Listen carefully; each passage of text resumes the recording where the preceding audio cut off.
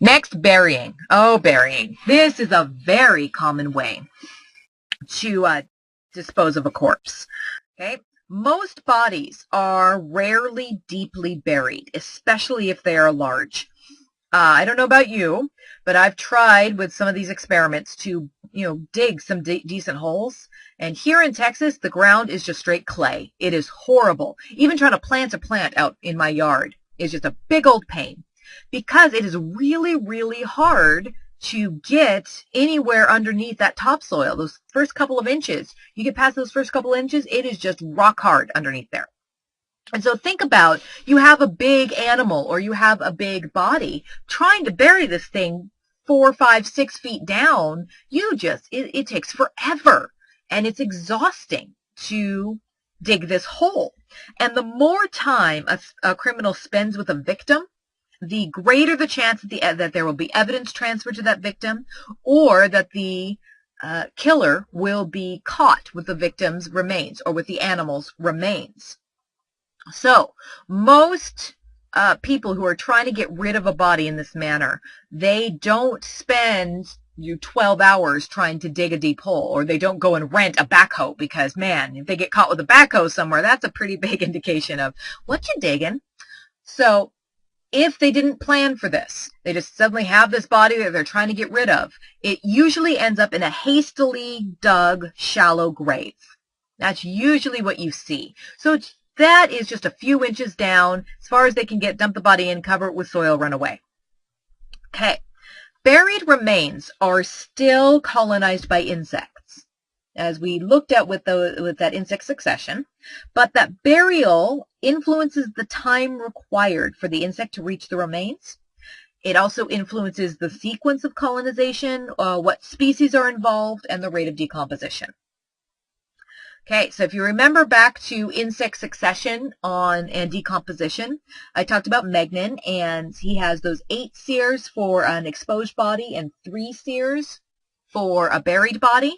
This is because of this effect on insect succession that we see because of the soil on top of that body. Now, it's also affected by things like geographical region, soil type, if the remains are disturbed after death, either by animals or humans or whatever, and the depth of the burial. So the deeper it is, the fewer insects that are going to be able to get down there. Now, in general, as Megnin proposed, there's limited faunal succession on buried bodies. The deeper they are, the fewer insect species will get to them. All right, so let's go through some of these species. The carrion beetles. Carrion beetles will not orient on carrion buried greater than 30 centimeters on average. So they can get to carrion that is up to 30 centimeters under the ground. Anything further than that, they just can't find it. They can't get to it. They can't orient it. They can't pinpoint it. They can't get there.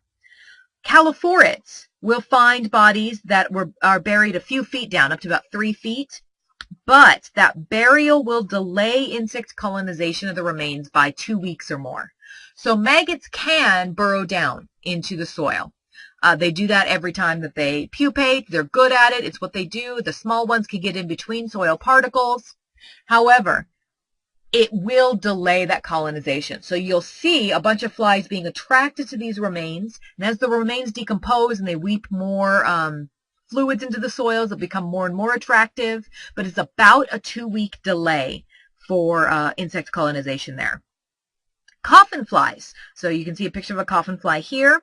They will find bodies buried up to 6 or 7 feet. So normal depth in a cemetery is 6 feet under. Yeah. So up to 6 or 7 feet, they will still colonize those bodies, and they will colonize bodies in coffins. So there have been all manner of research reports on coffin flies, which is why they're called coffin flies, going through their entire life cycle underground over and over again. So there's more and more generations of coffin flies. Once these first flies get to a buried body, then there's no competition with any other insect. They're good to go. They will just happily go through their life cycles, many, many generations on a single body living in that coffin. So burial will retard this insect succession. Usually it'll focus on these coffin flies, but it'll also retard decomposition. So a general rule of thumb, 1 week of decomposition just open in the air is equal to 8 weeks under the ground. So 1 week in air, 8 weeks underground. Okay? Rule of thumb. So you get retarded decomposition, retarded succession. Now, those insects that are most commonly found on buried bodies are surface-inhabiting arthropods with burrowing behavior and the natural soil-dwelling arthropods. Okay, so those that can burrow and those that are naturally in the soil. Muscinus stabulans, that's a musket fly, they will lay their eggs on the soil surface, and then the larvae have just an innate ability to burrow down to a body that is up to 40 centimeters underneath the soil. So they can go pretty far. Okay, so you'll see just the adult females coming along, dropping a bunch of eggs on the surface of the soil, and the larvae will burrow their way down to get to the body itself. Synthesonemia nudestia, these can burrow several inches into the soil to find a body, so the adults themselves will burrow down and lay the eggs.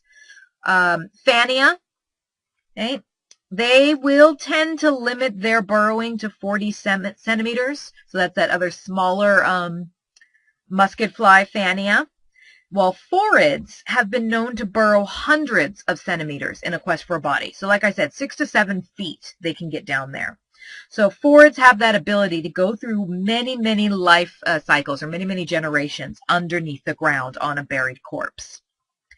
So those are the general surface dwelling or the flies that can get to bodies.